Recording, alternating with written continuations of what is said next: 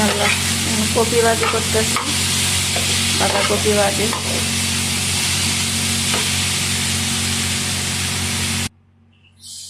কাঁচামরিচ দিলাম, হলুদ দিলাম, আর মেথি দিয়ে বাগার দিছি, একটু পেঁয়াজ দিলাম। মেথি কপি ভাজি মানে মেথি দিয়ে বাগার দিলে ভালো লাগে, একটু গান আসে সুন্দর, গন্ধটা আমার কাছে ভালো লাগে।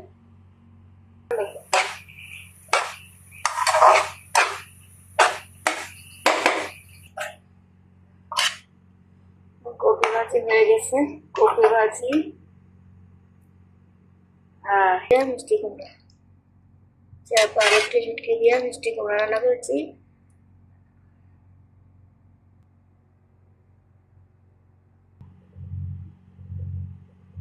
রাতে খাবার।